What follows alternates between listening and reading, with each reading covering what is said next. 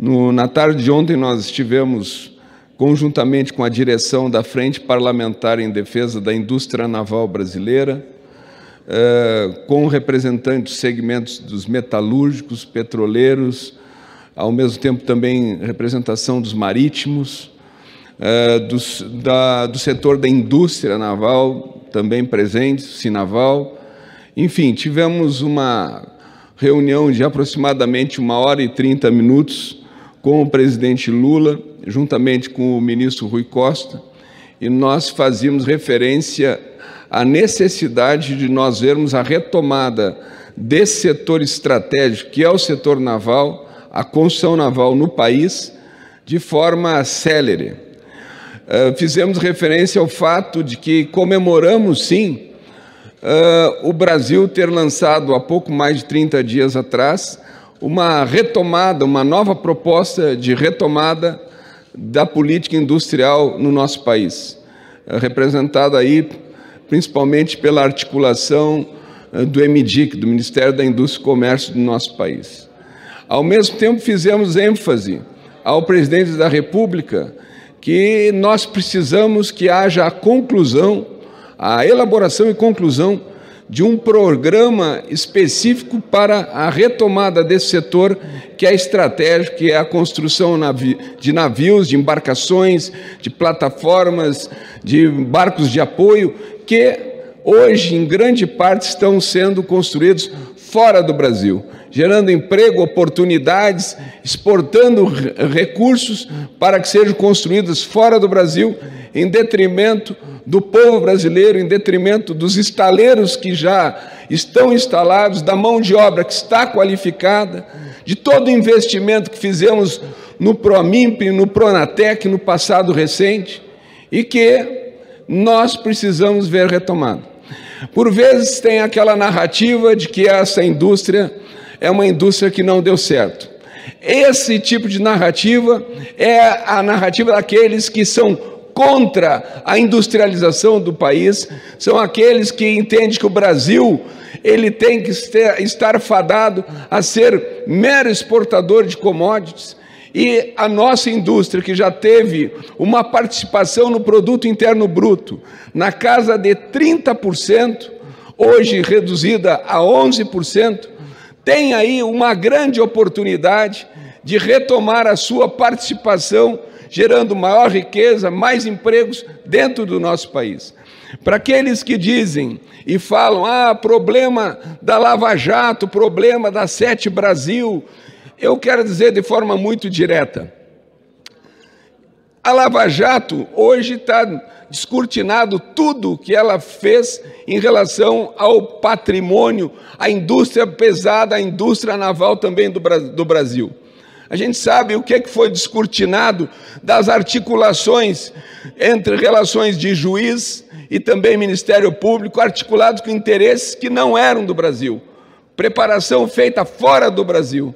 E hoje o que nós vemos é uma grande parte da indústria brasileira que foi combalida por essa política. Quero dizer de forma muito direta, mas tinha problema de corrupção aqui ou acolá. Tem que punir, tem que apurar, tem que responsabilizar. Mas puna-se o CPF, não o CNPJ. A indústria, a empresa, ela não é só o diretor aqui ou acolá, é milhares e milhares de postos de trabalho que foram praticamente extintos no nosso país. Eu quero mencionar para aqueles que dizem que essa é uma indústria que não deu certo, que nós tivemos no nosso país a construção de centenas de embarcações, barcos de apoio, tivemos construções de plataformas que estão operando hoje na costa do Brasil, explorando o petróleo do pré-sal, e isso tudo gerando riqueza para que o Brasil hoje possa se colocar não mais como um importador de petróleo, mas sim um exportador de petróleo.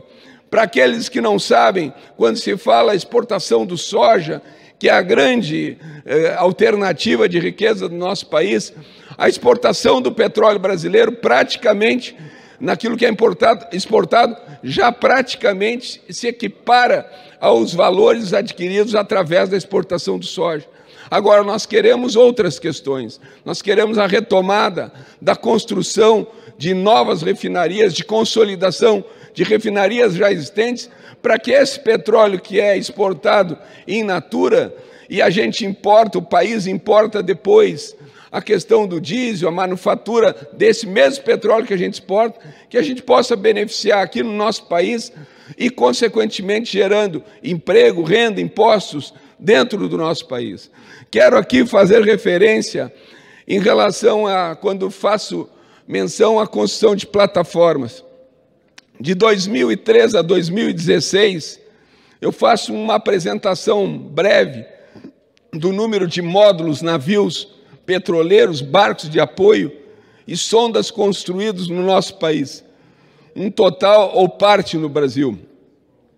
Plataformas semi-submersíveis, P-51, P-52, módulos feitos na Brasfel, em Angra dos Reis, e o casco na Nuclep. Ao mesmo tempo, a P-55, no campo de Roncador, casco feito no Atlântico Sul, módulos na Equipe, lá da minha cidade, na cidade do Rio Grande, onde fui prefeito 8 anos, e convivi com o período onde nós tínhamos o setor naval e depois a derrocada, quando houve uma mudança na política industrial brasileira, colocando a ruptura dos contratos existentes, consequentemente gerando milhares e milhares de postos de desemprego, desempregados. Só na minha cidade chegamos a ter 24 mil empregos diretos nesse setor, sem falar nos indiretos. Hoje, nós temos um grande estaleiro instalado, com uma capacidade de transformação de 80 mil toneladas de aço ano, gerando 150 a 200 postos de trabalho na área de descomissionamento de uma plataforma, que é a P-32, e, eventualmente, trabalho de manutenção, com oficinas, um estaleiro que se equipara aos estaleiros da China ou Coreia, assim por diante. E, do outro lado, nós temos em São José do Norte, Estaleiro Brasil, que também não é diferente, que é mais para a construção de módulos, que ainda está construindo módulos, mas poderia construir muito mais. Quero fazer referência também a P-56, no campo de Marlim, estaleiro Brasfel, em Angra dos Reis, foi construída lá. Plataformas FPSOs, P-53 em Marlim, 54 Roncador, 57 Jubarte, 58 Espírito Santo, integração dos módulos, estaleiro da Equipe lá em Rio Grande, a P-61, que é a denominada Papa-Terra, no estaleiro Brasfel, a P-62, no estaleiro Roncador, módulos UTC, Equipe estaleiro Rio Grande, Papa-Terra, a P-63, integração dos módulos no estaleiro da Equipe em Rio Grande, P-66, Lula Sul, casco construído no estaleiro do Rio Grande, P-67, Lula Norte, que são esses aqui são os chamados replicantes, né? Que é a Lula Norte, a P-67, a P-68, a Berbigão Sururu, a P-69, Lula Extremo Sul, a P-70, Atapu, a 74, Búzios, cascos preparados em Aúma, Rio, nos módulos no EBR de São José do Norte, também que é o estaleiro que mencionei, a P-75, Búzios, P-76, Búzios, P-77, Búzios, todos módulos Pontal do Paraná, módulos no EBR de São José do Norte.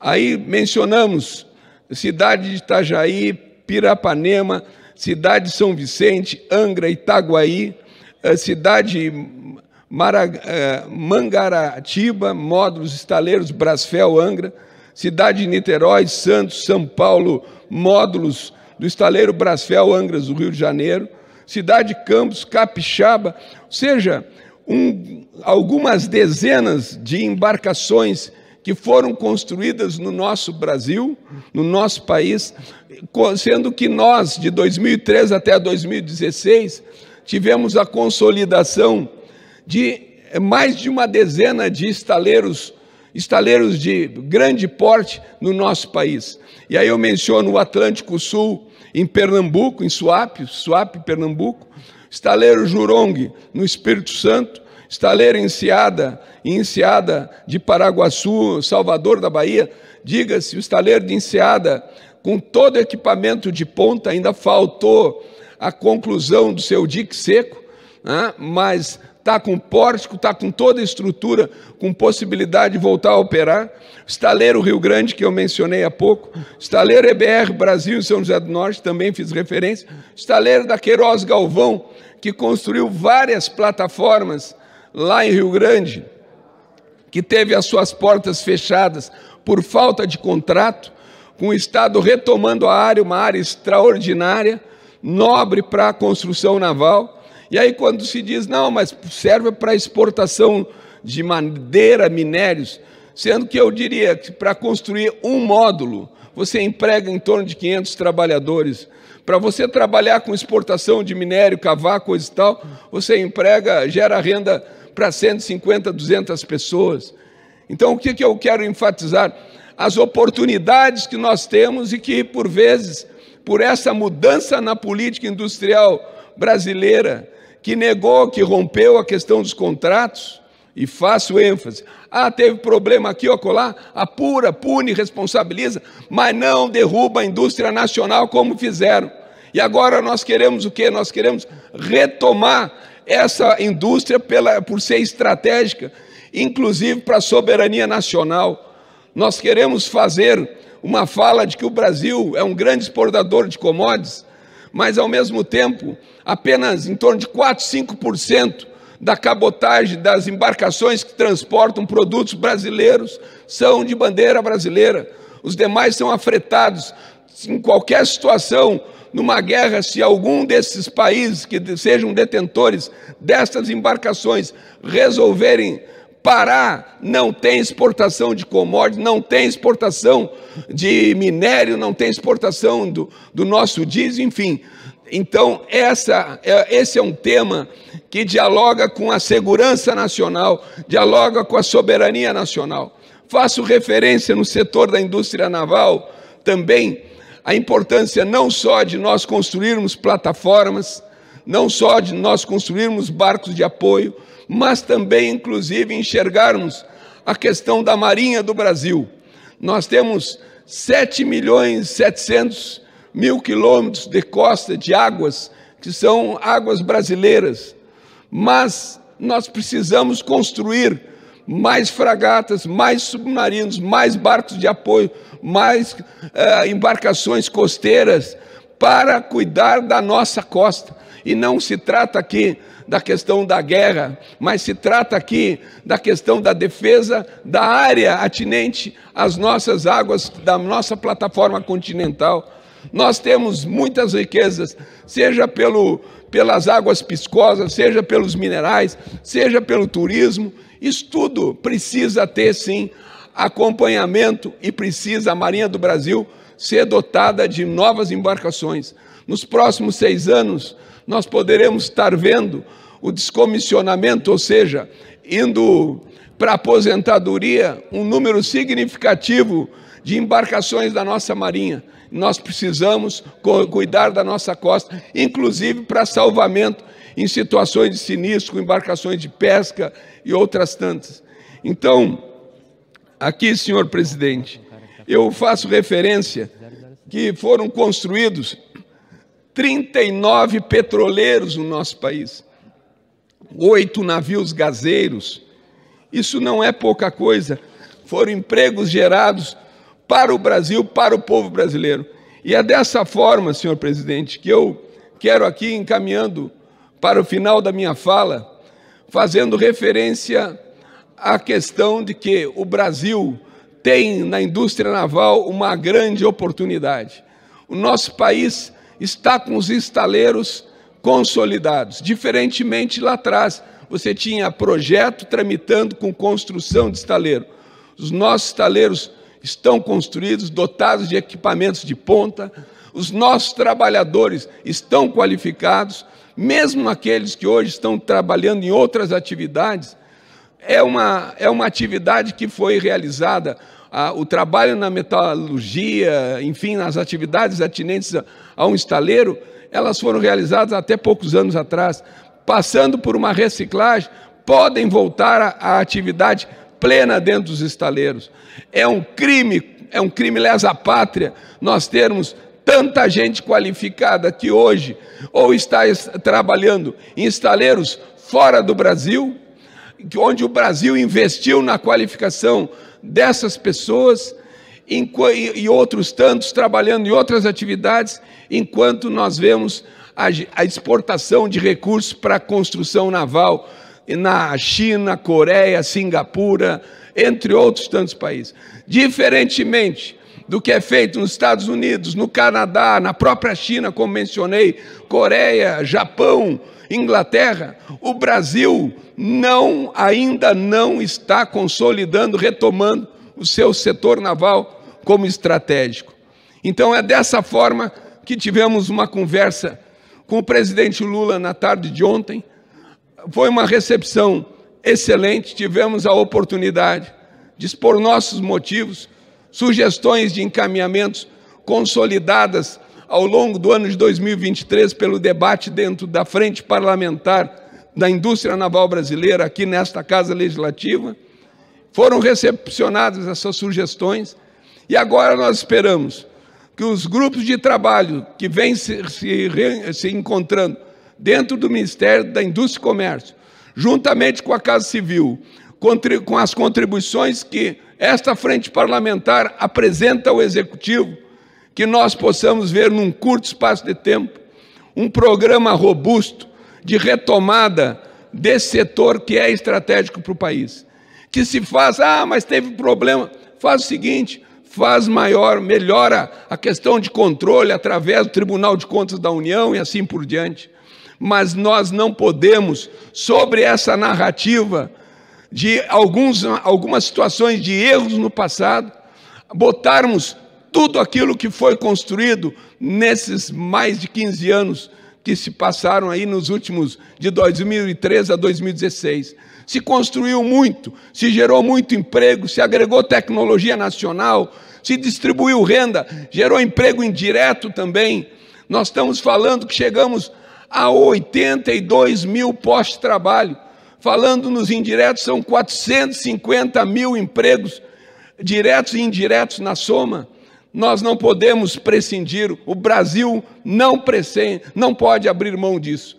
Nós vimos nesse primeiro ano do governo Lula a inflação cair, nós vimos a taxa do desemprego cair de 9,6 para 7,6, ou seja, está caindo, mas pode cair mais. Nós queremos voltar a uma realidade de pleno emprego. E é isso que nós esperamos, senhor presidente, que nós tenhamos, por parte do governo, a efetividade da palavra que o presidente nos deu ontem. Esse setor é estratégico e o governo trata essa pauta como relevante e acredito, diante dessa fala do senhor presidente, que nós possamos retomar o emprego, a renda, nos diversos estaleiros que hoje estão trabalhando de forma extremamente diminuta em relação à sua capacidade e, ao mesmo tempo, falando que esses empregos não são só nos estaleiros. Os empregos é em toda a cadeia de fornecedores de bens.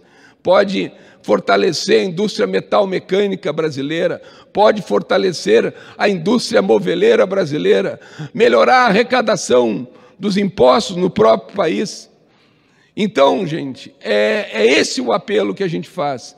A gente está com uma oportunidade extraordinária de retomada desse setor, a exemplo do que outros países já fazem. Tem uma fala de um diretor de uma empresa multinacional, que é detentora de um dos estaleiros no nosso país, que ele me fazia uma pergunta direta: Alexandre, tu acha que é mais barato produzir no nosso país, no caso era o Japão, ou na China? E eu dizia, é mais barato produzir no Japão. Mas por que tu acha? E ele dizia, eu dizia para ele, simples, porque se é mais barato numericamente no Japão, na China, o valor que é aplicado no Japão, ele fica no Japão, gerando economia, renda, impostos, e volta para a economia do próprio país. Diferentemente daquilo que a gente exporta em termos de riqueza, números, para um país como a China, que não volta como renda para o povo brasileiro. Então, é uma oportunidade e ficamos muito felizes pela manifestação do presidente Lula quanto ao esforço do governo para que nós possamos ter um programa complementar à política da nova indústria brasileira, que foi lançado há pouco mais de um mês, e que nós possamos ver essa retomada forte pelo que ela representa para o país e, quando digo para o país, inclusive para a soberania nacional.